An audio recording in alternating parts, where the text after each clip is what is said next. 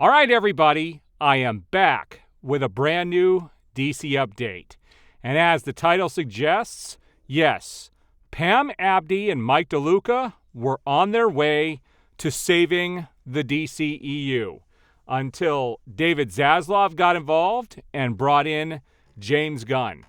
We're going to take a look at some stuff today that has utterly pissed me off and has led to me saying I am going to skip Blue Beetle at the theater, and I am going to skip seeing Aquaman 2 in the theater as well. I am a review channel, and I said I was going to go see these films, but I am no longer supporting Warner Brothers under the current conditions.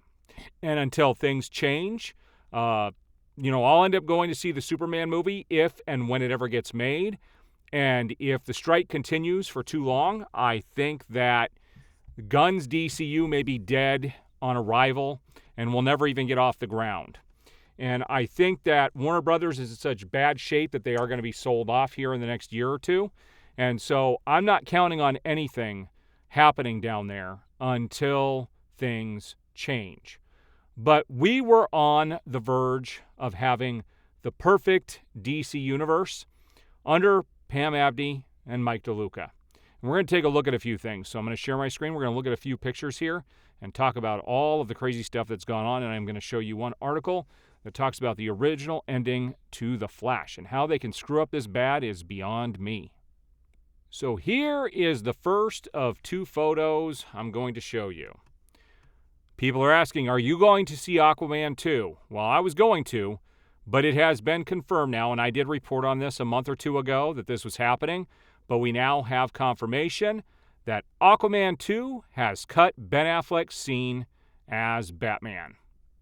So they just lost my money. I am not going to support this film, and I am joining in on all the boycotts.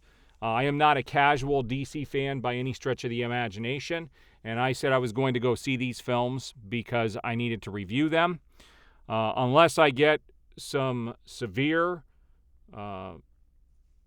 persuasion in the other direction, I'm sitting this out. This company does not deserve our money.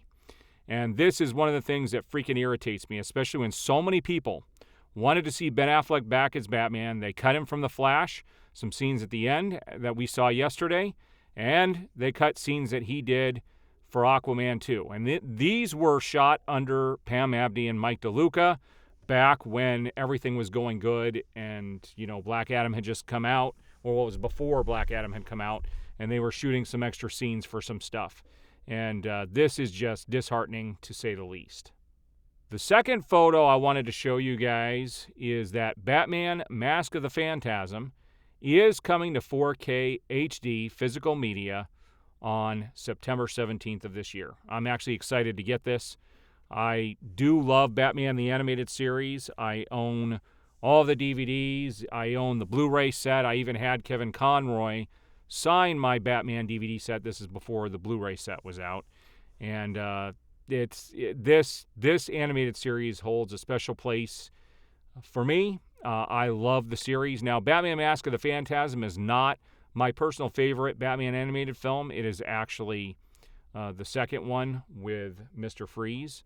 That is the one that I like. There were actually 3 Batman animated films. There was also Mystery of the Batwoman was the third. The second one is my favorite out of all of them, but Mr. Freeze is my favorite character. But Mask of the Phantasm was the first animated feature to hit theaters, and I remember what theater I was at and the experience of seeing this on the big screen. It was pretty cool. So I'm excited to get this on 4K. This is something I will definitely dip, double, triple, quadruple dip on at this stage, but it's well worth it. All right, so let's take a look at this article that I want to show you guys in regards to what was going to happen with the Flash film. So this is an exclusive from Cosmic Book News. Man of Steel 2, Batman Beyond, and lots more were planned with the Flash's original ending that would have led to Ben Affleck and the Batman multiverse. And this is pretty cool. So it says, DC insiders have filled me in on the real... Well, actually, before I get into this article, I want to address something Some people have come in and said a few people have come in and said they don't want me to read these articles, but I have to. Not everybody watches the video. Some people just play these in the background and listen, and that's why I read these. So it's not because I want to bore you guys or because I want to make the videos longer. That has nothing to do with it. It has to do with the fact that not everybody watches the videos. Some people just audibly listen to them, and they need to get all of the information. But it says, DC insiders have filled me in on the real ending of the Flash movie, which would have led to Ben Affleck multiverse, in addition to Man of Steel 2 and more. This is going to blow your mind. It's no secret The Flash has bombed at the box office and will reportedly lose $200 million or more. To say it's a complete disaster is an understatement. So what happened? It's also no secret that the flick underwent major changes from what it was originally intended to do. It's known the ending of The Flash was changed from featuring Henry Cavill as Superman, side by side Sasha Calle as Supergirl and Michael Keaton as Batman, to nixing all that and featuring George Clooney as Batman. But that's not all. Man of Steel 2 is going to feature Henry Cavill as Superman with Sasha Calle as Supergirl against Brainiac in a more inspired and positive movie. I've been told there was even talk about getting Chris McQuarrie back to direct, Cavill's Mission Impossible director, who is crushing it with this week's release of Mission Impossible Dead Reckoning Part 1. Recall that Cavill and McQuarrie pitched Man of Steel 2, but I believe it was Walter Hamada who turned it down. McQuarrie seemed really pissed about things and said he would never be directing a Superman movie. However, Hamada got the boot. Enter Mike DeLuca, who would have brought in Chris McQuarrie, assuming McQuarrie wanted to. Who's Mike DeLuca? So they kind of go in here and talk about how he was in charge of, well, I'll go ahead and read it just so you guys get all the information. Well, not only is Mike DeLuca currently in charge of Warner Brothers Pictures, but DeLuca is a huge comic book fan, and DeLuca is responsible for getting the Blade movies made. And I'm told for even getting David S. Goyer his start. Goyer's blog goes over things, with Goyer, of course, going on to write the Christopher Nolan Dark Knight trilogy and Man of Steel with Zack Snyder. I'm told the cut of The Flash that Mike DeLuca oversaw is considered a masterpiece. It's a beautiful movie with a beautiful ending. From what I am told, DeLuca's version of The Flash would have led to all the big plans for DC that we have been hearing about prior to the newly announced DCEU. Henry Cavill would have been back as Superman in Man of Steel 2 with Sasha Calle, Supergirl versus Brainiac. More Dwayne Johnson, Black Adam versus Superman. Gunn stuff would have been involved, and my understanding is that Gunn would have even have been in charge in the Kevin Feige role. The Michael Keaton Batman Beyond movie would have happened. Kevin Smith is absolutely right. Zack Snyder would have come back if he wanted to. But what's missing from all this is the Ben Affleck movie would have been made. Enter Grant Morrison. So fans of Titan will recall the epic Beast Boy multiverse scene, which features a host of DC references. But quite surprisingly, a scene happens to feature DC Comics writer Grant Morrison. Well, Morrison appeared to write Animal Man. So that is why it was thought Morrison appeared as a cameo. And while true, there's more. What else did Morrison write?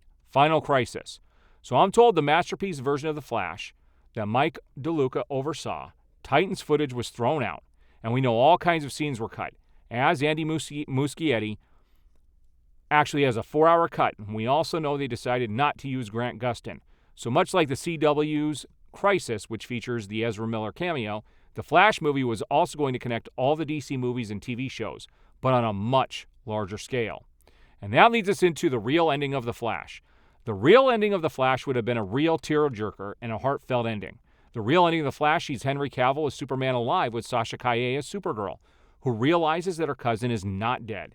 And they would have gone to team up and star together in Man of Steel 2 against Brainiac on the big screen in an epic movie. Michael Keaton as Batman is shown along with them, and the Batman Beyond movie would have gotten made. However, the original plan was not to have Michael Keaton replace Ben Affleck. Ben Affleck was to get his own movie versus the Joe Manganiello Deathstroke, which was Affleck's version of the Batman. When Barry resets things, the real ending of The Flash does not wipe out the Ben Affleck Batman.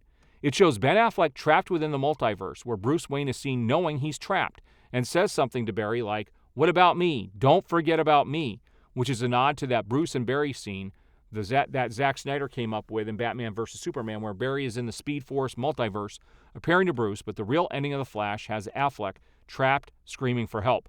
And that's what we saw in the video I posted yesterday. I also believe while Bruce would know that he is trapped and he is calling for Barry for help, the end of the Flash movie, Barry does not realize that his friend is trapped anywhere in the multiverse, which, if you think about it, is rather horrific and very emotional and sad all at the same time, because Barry is the only one who can save him.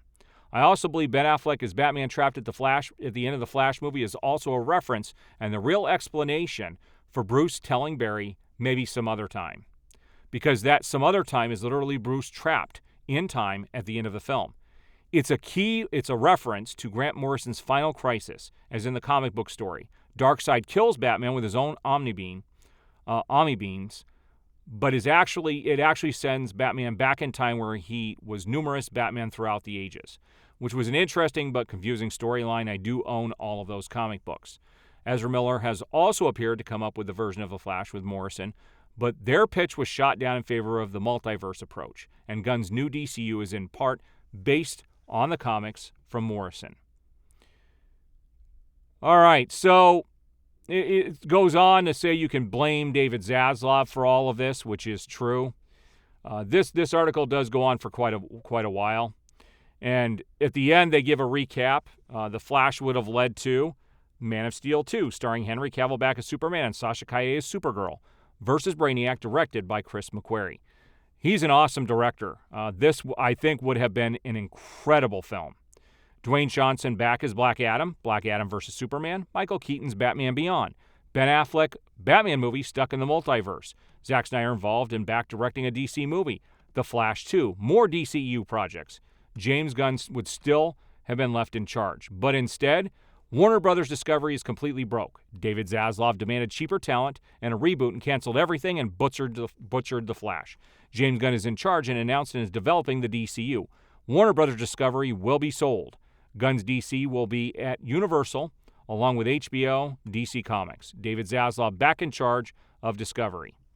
Note to the doubters, and I'm sure they will attempt to shoot all of this down, these insiders are super connected in Hollywood. They were friends with Stan Lee and knew him on a personal level. They know Batman producer Michael Uzlan. They told me all of the crisis info I released a few years ago at Comic-Con. They told me how James Gunn was returning to DC following Guardians of the Galaxy 3. They told me how much Warner Brothers loves James Gunn. They told me years ago how Gunn, Abrams, and Reeves were to be involved with a DC reboot and more. Catch me at the Comic-Con this week. So that was an exclusive. Who was the writer of this?